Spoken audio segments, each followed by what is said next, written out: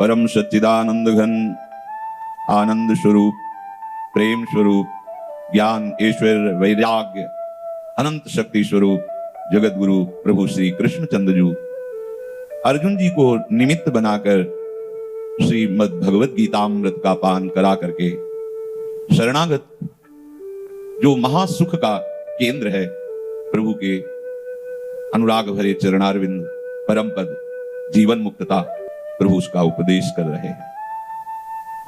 श्रवण करके मनन करने पर कोई भी श्रवण तभी सार्थक होता है जब उसका मनन हो, और मनन तभी सार्थक होता है जब वो हमारी धारणा बने, हमारी निष्ठा बने। अर्जुन जी के जीवन में ये धर्म में कर्तव्य उपस्थित हुआ है। इस कर्तव्य को जब मोह दृष्टि से देख रहे हैं तो दो बातें इनको लग रहा है, भय और पाप। भय लग रहा है कि अपने ही स्वजन संबंधियों की हत्या करूं, और पाप गुरुजन हैं द्रोणाचार्य जी, कृपाचार्य जी, भीष्म पितामह जी और भी बड़े बड़े, इनको मारने से पाप होगा। बुद्धि विचलित हो रही है, शोक मग्न हो रही है। तब प्रभु उनको शोक रहित करने के लिए, जिन्होंने स्वयं इस सृष्टि को रचा है, जिन्होंने स्वयं संविधान रचा है, ऐसा करोगे तो ऐसा होगा, ऐसा करोगे तो ऐसा होगा। शास्त्र भगवान का शासन है। स्वयं श्रीमुख से प्रभु अर्जुन जी को समझा रहे हैं कि जो स्वरूप है, आत्मा है, वो अविनाशी है। उसका किसी काल में विनाश हो ही नहीं सकता। किसी शस्त्र आदि के द्वारा, किसी दैवी शक्ति आदि के द्वारा, मंत्र आदि के द्वारा उसका नाश हो ही नहीं सकता, क्योंकि वो नित्य है, सनातन है। और जो देह है, इसको बचाया नहीं जा सकता, इसका नाश निश्चित है, क्योंकि ये अनित्य है, ये विनाशी है, और ये मध्य में केवल भास रहा है। ना ये शरीर पहले था, ना ये बाद में रहेगा, बीच में केवल भास रहा है। प्रभु ने अर्जुन जी को कहा, स्वधर्ममपि चावेक्ष्य न विकम्पितुमर्हसि धर्म्याधियुद्धात् श्रेयोन् यक्षत्रियस्य न विद्यते। हे अर्जुन, अपने छात्र धर्म को देखकर तुम्हें विकंपित नहीं होना चाहिए, कर्तव्य कर्म से विचलित नहीं होना चाहिए, घबराना नहीं चाहिए, कांपना नहीं चाहिए, भयभीत नहीं होना चाहिए। तुम्हारे सामने जो कर्तव्य कर्म उपस्थित हुआ है, उसमें घबराने की जरूरत नहीं है। प्रभु कह रहे, इस समय जो तुम्हारे सामने धर्म में कर्तव्य कर्म है, इससे बढ़कर के दूसरा कोई कार्य नहीं। तुम्हारा क्षत्रिय कुल में जन्म हुआ है और तुमने युद्ध की कोई चाह नहीं की है। स्वाभाविक एक कर्म उपस्थित हो गया है आके।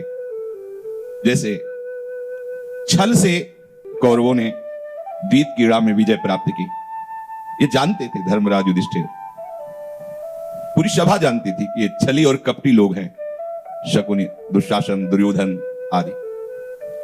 उन्होंने ये बात रखी कि 12 वर्ष का वनवास और 1 वर्ष का अज्ञातवास हार जाने पर, यदि आपका 12 वर्ष का वनवास पूरा हुआ और अज्ञात वर्ष में जान लिए गए, तो फिर 12 वर्ष का वनवास और 1 वर्ष का अज्ञातवास। उन लोगों ने विचार किया था कि ऐसे विशाल काय, ऐसे अद्भुत धनुर्धर, ऐसे अद्भुत तेजस्वी वीरों को त्रिभुवन में कहां छुपने को मिलेगा। जहां होंगे वहां परिचय मिल जाएगा, तो ये जीवन भर वनवास ही, ये भी चल था। पर इन महावीरों को भगवान के चरणों का आश्रय था। सांगो पांग 12 वर्ष और 1 वर्ष अज्ञातवास व्यतीत किया। पर वो तो छली कपटी जन अपनी बात पर दृढ़ नहीं रहे। इतना होने पर भी उन्होंने कहा कि मैं एक सुई के अग्रभाग को भी, जैसे सुई का अग्रभाग, उतनी भी जमीन नहीं दूंगा, ऐसे नहीं दूंगा। पांडवों ने युद्ध की बात नहीं की, भगवान को भेजा कि आप उनसे। भगवान ने कहा चलो पूरा राज्य नहीं, 5 गांव दे दे, सूझी अग्रे न की सभा, नहीं दूंगा। तो तुमने छल से द्वीप कीड़ा में परास्त किया, सत्य नहीं था, छल था वहां। दूसरी बात, जो शर्त रखी थी उसका सांगोपांग धर्मात्मा पांडवों ने पालन किया। फिर भी युद्ध नहीं करना चाहते, भगवान को संधि के लिए भेज रहे हैं, फिर भी वो अपनी मूढ़ता ही, दुष्टता ही दिखा रहे हैं। तब भगवान कह रहे हैं कि स्वधर्ममपि चावेक्ष्य न विकंपितुमर्हसि धर्माद्धि। ये धर्म है, तुम्हारी तरफ से किसी भी तरह का अधर्म नहीं किया गया है और युद्ध का अवसर प्राप्त हुआ है, अब पीछे कदम नहीं हटाना। अब कांपने की जरूरत नहीं तुम्हें। इससे बड़ा कोई कल्याणकारी कर्म नहीं है जो स्वयं परम कर्तव्य उपस्थित हो। अब उसमें विचार करने की आवश्यकता नहीं है। चलो, विचार भी हुआ तो भगवान की शरण और शिष्यता मिली। अगर विचार में कहीं संशय हो तो शास्त्र और शास्त्र सम्मत भगवत मार्ग के अनुयायी महात्माओं से निर्णय ले लेना चाहिए। उनका निर्णय भगवान भी नहीं काट सकते। अगर वो कह दें ऐसा, बिल्कुल वैसा ही करिए, साधु ते होए न काल जानी। फिर साधुओं के हृदयाराध्य प्रभु स्वयं बोल रहे हैं, तुम्हें अब विचलित होने की जरूरत नहीं है। किसी भी तरह से तुम्हें भय या शोक नहीं धारण करना चाहिए। यदक्षया चोपपन्नम स्वर्गदार द्वारम अपावृतम सुखिना क्षत्रियाः पार्थ लभन्ते युद्ध मीदृशम। ये अपने आप प्राप्त हुआ है युद्ध रूपी कर्तव्य, अपने आप। तुमने मांगा नहीं, तुमने चाह नहीं की है। अब ये खुला हुआ स्वर्ग का दरवाजा है। हे प्रथानंदन, तुम्हारा छात्र धर्म है।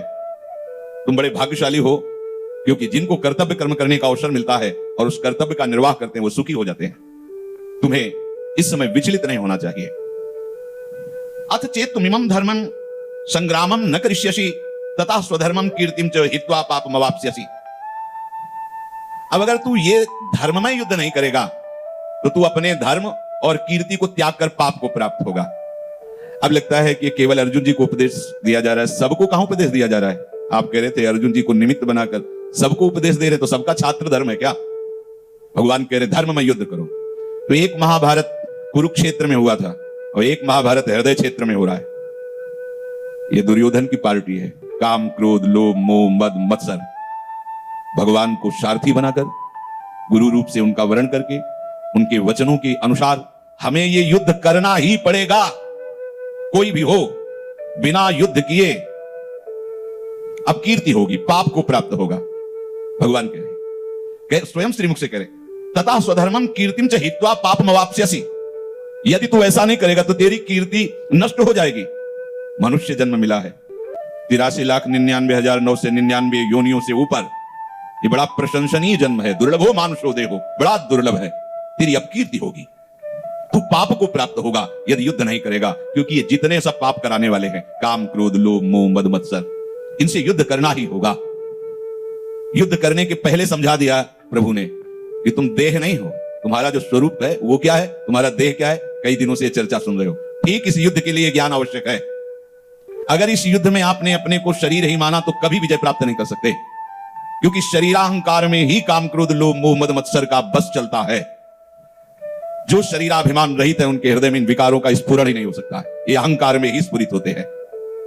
शरीर से आसक्ति रहित होना, संसार से आसक्त रहित होना युद्ध की पूरी तैयारी है।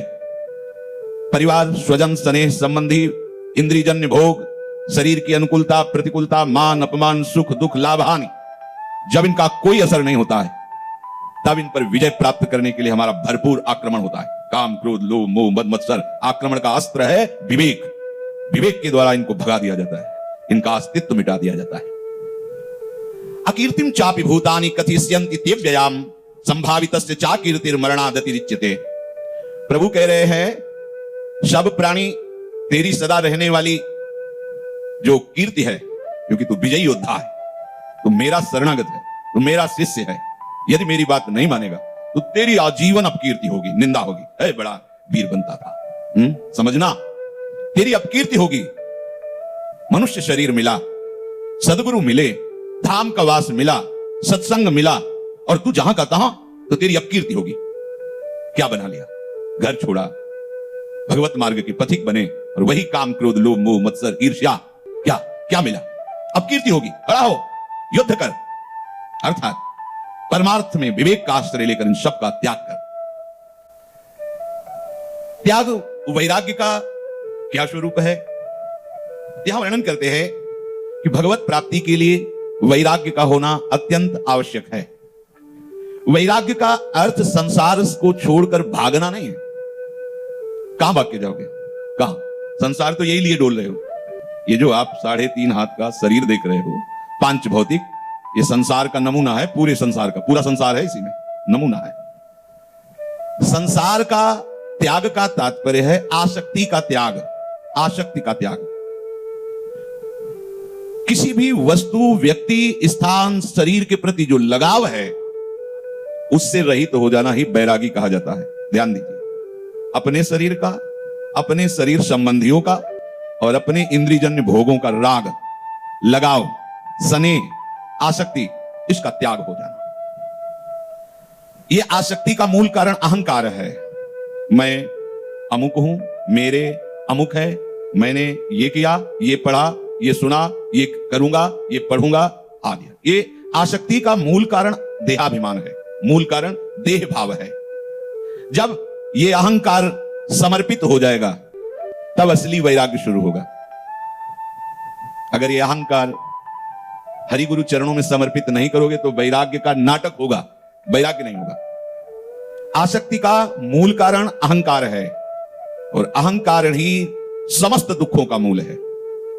संस्कृति मूल सूल प्रद नाना, सकल शोकदायक अभिमाना, तो ताते करें कृपा निधि दूरी। गुरु रूपी हरि, हरि रूपी गुरु, ये करुणा करके जब कोई अपना समर्पण कर देता है, माना हुआ जो भी शरीर, मन, बुद्धि, चित्त, अहम, गुण, अवगुण, सब जो कुछ, सीधे समर्पण। हार गया प्रभु, अब आप संभालो। क्या समर्पण का स्वरूप? अब जो ही कहें करें हम सोई, बस इतना ही समझो।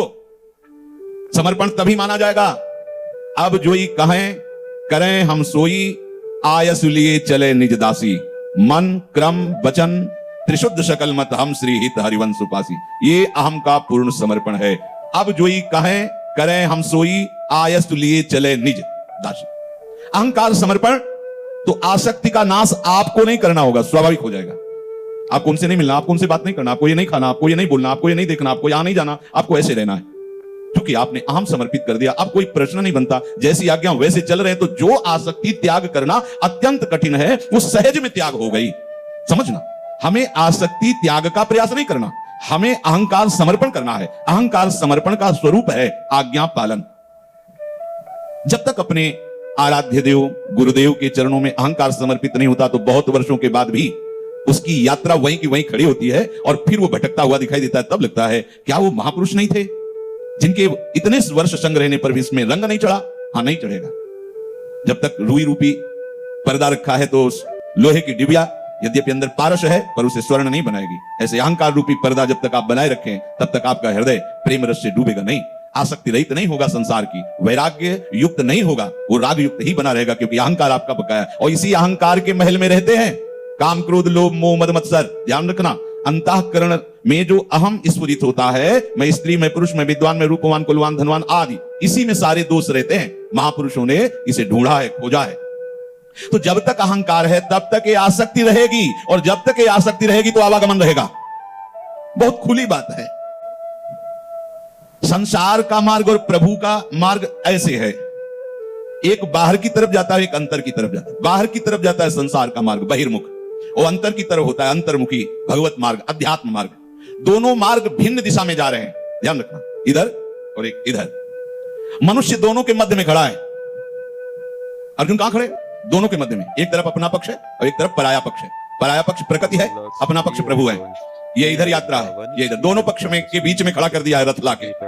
ये शरीर रूपी रथ दोनों पक्ष के बीच में खड़ा कर दिया। यदि वो संसार की तरफ भागता है तो प्रभु से दूर हो जाता है, और यदि वो प्रभु की तरफ चलता है तो संसार से दूर हो जाता है। एक से दूर होना ही है, तो संसार से दूर होइए, क्योंकि संसार की तरफ भागते भागते अनादिकाल से आज तक कभी हमें विश्राम नहीं मिला। क्यों?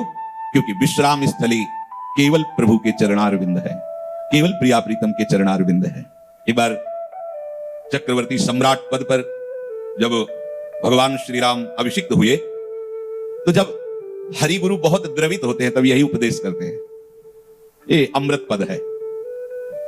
भगवान की ऐसी महिमा है, ऐसी चर्चा है, ऐसा नाम है, नाम में ऐसा रस है कि जो जीवन मुक्त हैं, ब्रह्मनिष्ठ महापुरुष हैं, वो भी इनकी चर्चा सुनते रहते हैं। देखो, सनक सनंदन सनातन सनत कुमार, इनको कोई कर्तव्य बकाया नहीं है, पूर्ण ब्रह्म स्वरूप है, लेकिन हर समय जपते रहते हैं हरिशरणम हरिशरणम, हर समय। और कोई भी समय ऐसा नहीं होता जिस समय भगवत चर्चा ना हो। एक प्रवक्ता बन गए, तीन भाई श्रोता बन गए, भगवत चर्चा चलती ही रहती, नाम जप और भगवत चर्चा। ये बड़े बड़े ब्रह्मज्ञानी जीवन मुक्त महापुरुष, पूज्यपाद सिउड़िया बाबा जी महाराज पद्मासन लगा के बैठ गए और सन्यासी ब्रह्मचारी जन भगवान की विविध अवतारों की चर्चाएं कर रहे और शांतोष। अंतिम लीला के समय भी प्रभुदत्त ब्रह्मचारी जी के द्वारा रचित जो श्रीमद् भागवत है वो गान हो रही थी और आंख मूंदे हुए बैठे थे और वो लीला उसी समय भगवत चिंतन, भगवत चर्चा। प्रभु ने अपने अवधवासियों को, सबको सेवकों द्वारा बुलवाया कि आज हमारी हृदय में एक इच्छा है, सबसे हम कहना चाहते हैं, बुलाइए। सब अवधवासी आकर के विराजमान हुए। भगवान जो जहां बैठने योग्य जैसा स्थान सबको बैठाला।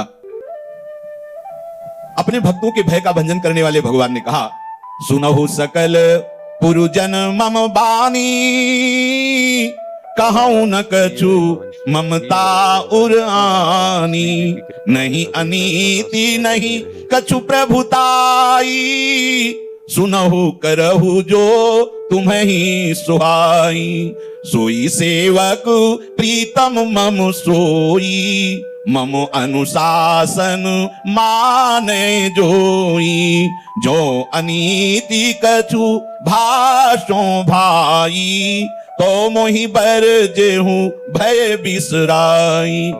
हे समस्त नगरवासियों, मेरी बात सुनो। ये जो मैं बात कहने जा रहा हूं, ये कोई ममता से युक्त होकर के नहीं कह रहा हूं, और मैं राजा हूं, जो मैं कहूंगा वो तुम्हें मानना पड़ेगा, ऐसी भी बात नहीं है। मैं ममता से युक्त होकर के नहीं कह रहा हूं, और कोई प्रभुता से युक्त होकर नहीं कह रहा हूं कि मैं चक्रवर्ती सम्राट हूं, मेरी आज्ञा का पालन करना पड़ेगा। और तीसरी बात, कोई अनीति की बात नहीं कह रहा हूं। बहुत सुंदर। प्रायः लोग अपने जनों को बुलाकर ममता जनित ही बात करते हैं, या अपने जनों को बुलाकर प्रभुता जनित ही बात करते हैं। प्रभु कह रहे हैं दोनों बातें इसमें नहीं। जो मैं बोलने जा रहा हूं इसमें न ममता है और न मेरी प्रभुता है, और न मैं कोई अनीति बोल रहा हूं। सबको छूट देता हूं, संकोच भय छोड़ करके। जहां आपको ऐसा लगे मैं गलत बोल रहा हूं, खड़े होकर रोक देना। यदि तुम्हें अच्छी लगे तो उसे धारण कर लेना। पहली बात मेरी है कि मेरा वही सेवक है, वही सबसे प्यारा है जो मेरी आज्ञा का पालन करे। जैसा अभी पीछे वर्णन किया कि हमारी दुर्गति का कारण संसार की आसक्ति है, आसक्ति का कारण अहंकार है। इस अहंकार को यदि हरि गुरु चरणों में समर्पित कर देते हैं तो स्वाभाविक परम वैराग्य हृदय में स्फुरित हो जाता है। समर्पित का लक्षण क्या है? अब जो ही कहे करे हम सोई, आय से लिए चले निजदासी। यहां प्रभु कह रहे हैं, सोई सेवक प्रियतम मम सोई, वही मेरा निज जन है, निज दास है, वही मुझे सबसे प्यारा है जो मम अनुशासन माने, मेरी आज्ञा का जो पालन करे। आज्ञा का पालन नहीं करता तो न मेरा सेवक है, न मुझे वो प्यारा है। ध्यान दीजिए, हमारी जहां जितनी भी बंधन वृत्तियां हैं, दुख शोक क्लेश अशांति है, वो आज्ञा उल्लंघन करने के कारण है। प्रभु कह रहे हैं कि जो मैं हृदय की बात बताना चाहता हूं, सुनो। बड़े भाग मानुष तनु पावा, सुर दुर्लभ सब ग्रंथ निगावा, साधन धाम मोक्ष कर द्वारा, पाई न जेहि परलोक सम्हारा, सो परत्र दुख पावई, सिर धुनि धुनि पछिताई, काल ही कर्म ही ईश्वर ही, मिथ्या दोष लगाई। बड़े भाग्य से भगवान कह रहे हैं, बड़े भाग्य से ये मनुष्य शरीर मिलता है। ये देवताओं के लिए भी दुर्लभ है, ऐसा सब ग्रंथ वर्णन करते हैं। ये शरीर साधन का धाम है, ये मोक्ष का द्वार है। अर्थात 84 लाख योनियों में केवल एक योनि है जिससे तुम परम पद पे आरूढ़ हो सकते हो, इस चक्र से छूट सकते हो। और किसी योनि में इतनी सामर्थ्य नहीं, देवताओं में भी ऐसी सामर्थ्य नहीं। इसलिए सुर दुर्लभ है। ये जो मनुष्य शरीर है ये सुर दुर्लभ है, ये साधन धाम है, ये मोक्ष का द्वार है। एक मानो उदाहरण में 84 दरवाजों का एक महल, और उसमें सब दरवाजों में ताला लगा हुआ है, एक दरवाजा खुला हुआ है। अब वो आंखों से अंधा आदमी टटोल करके चलता है, बंद दरवाजों में टटोलते हुए निकला, और जब खुले दरवाजे में आया तो खुजली लग गई। पैर तो चल ही रहे थे, खुजली में वो दरवाजा क्रॉस कर गया, फिर आगे वही, और उसे दरवाजे नहीं मिल रहा। समझ रहे हो वो अंधा आदमी कौन है? अपने लोग हैं। अज्ञान अंधकार में फंस करके विषय रूपी खुजली, ये भोग लूं, ये सूंघ लूं, ये देख, निकल गया दरवाजा, फिर भटको। 83,99,999 योनि, एक एक योनि में कितने प्रकार के जीव हैं। प्रभु कह रहे हैं, पाई न जेहि परलोक संभारा, ये केवल परलोक संभालने के लिए है। बड़े भाग्यशाली हैं आप जो आपको चर्चा सुनने को मिल रही। नहीं, ऐसी मोह मदिरा पान किए हुए लोग भोगों में सो रहे हैं कि काल का उनको भय नहीं है कि मेरी आयु नष्ट होती चली जा रही, व्यर्थ में जीवन नष्ट कर रहा हूं। ये विश्राम करने का समय नहीं है, ये विश्राम करने का समय नहीं है, ये छूटने का समय है। छूटो, जो जो तुमने लगाव रख लिए हैं उनको छोड़ो, भागो, प्रभु के पास पहुंचो। ऐसा दावानल जल रहा है कि तुम बच नहीं सकते, नष्ट हो जाओगे। अभी समझ में नहीं आ रहा, बात समझ लीजिए। जिस शरीर को तुमने मैं मान करके भोगों में सुख बुद्धि कर ली, इसी शरीर को आने दो। दुर्गति का समय आता है, जब दिन आया है तो रात भी आएगी, फिर तुम समझ नहीं पाओगे, सह नहीं पाओगे, निकलने का रास्ता नहीं मिलेगा। इसलिए पाई न जेब परलोक संभारा, अभी समय यावत स्वस्थमिदं कलेवरम यावत च दूरे जरा। जब तक शरीर तुम्हारा स्वस्थ है, कोई भयानक रोग नहीं आ जाता, मृत्यु नहीं आ जाती, तब तक उपाय कर लो भगवत प्राप्ति का। ऐसी ऊंचाई पर बैठ जाओ जहां काल भी स्पर्श न कर सके। नहीं तो सो परत दुख पावई, सिर धुनि धुनि पछताए, काल ही कर्म ही ईश्वर ही मिथ्या दोष लगाए।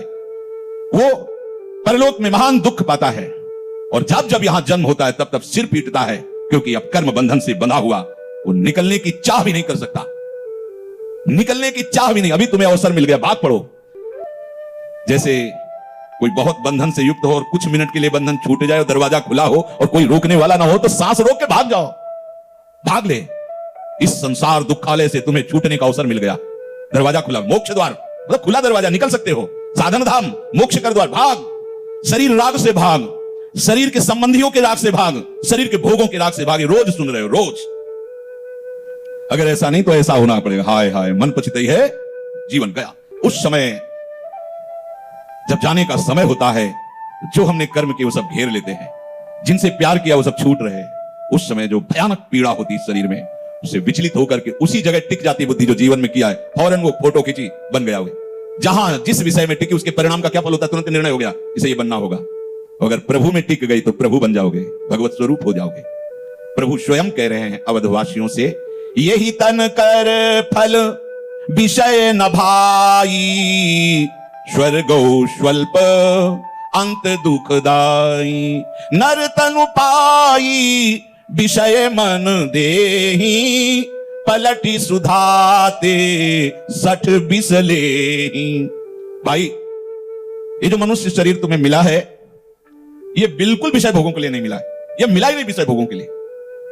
कोई भी शास्त्र उठा के देख लो, ये ढूंढने के लिए नहीं मिला कि इस विषय में सुख है कि नहीं। इस विषय में चुपचाप शास्त्र और सदगुरु की शरण लेकर उनका जो अनुभव है वो स्वीकार करो। खोजते खोजते लाखों जन्म व्यतीत हो जाएंगे, तुम अनुभव नहीं कर पाओगे। इसीलिए कहा, तात स्वर्ग अपवर्ग सुख धरी, तुलाए कंग तुलनताई सकल मिली। जो सुख लव सत एक क्षण के सत्संग से अनंत जन्मों की आसक्तियों की त्यागने का बल आ जाता है, यदि आप उसे स्वीकार करें तो।